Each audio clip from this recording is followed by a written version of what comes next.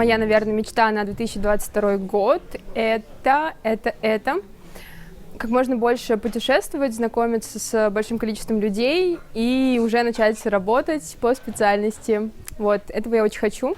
У меня мечта на этот год, на следующий, точнее, год, на первую половину следующего года — это закончить свой университет, наконец-таки, после 4 лет сложного обучения и недушевного спокойствия, и, наконец-таки, обрести свое душевное спокойствие на этот счет. Моя мечта — это переехать в Германию, потому что сейчас я изучаю немецкий язык, и мне бы хотелось проникнуться культурой Германии и познакомиться с новыми людьми. И вообще мне это очень странно это привлекает, поэтому мне бы очень было приятно познакомиться с культурой и со всем, что окружает Германию. У меня есть мечта создать произведение искусства, которое повлияет на жизнь людей и будет признано при моей жизни. В 2022 году я очень хочу поехать в Калининград. Это город мечты, это город, в котором я хочу повторно очутиться и снова погулять по главной улице, посмотреть на могилу Канта.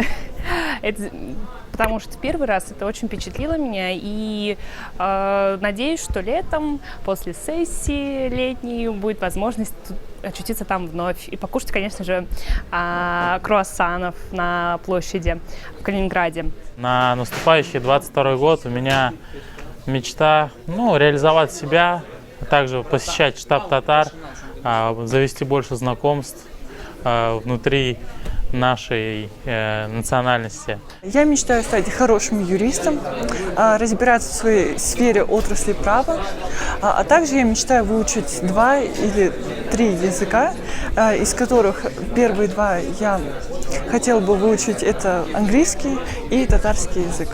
У меня есть мечта. Я хочу развиваться в своей профессии.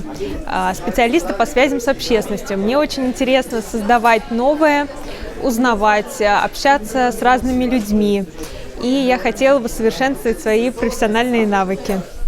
У меня есть одна мечта, чтобы каждый человек возвращался к своему настоящему голосу.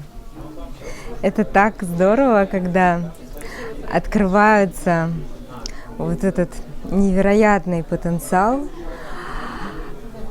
и человек возвращается к себе. Классно видеть блестящие глаза, когда радость исходит откуда-то изнутри и проявляется во внешний мир. И внешний мир возвращает еще больше.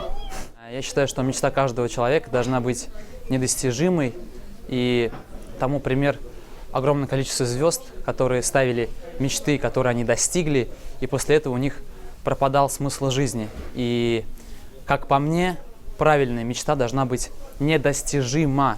То есть это довольство Всевышнего, я считаю. Раз мы в штабе татар, раз много мусульман, это увидеть сады рая. Ведь ежегодно, ежедневно, изучая что-то религиозное, мы понимаем, что мы можем еще больше и больше углубляться в свою мечту. А мечта — это джаннат, поэтому мечтайте глубже.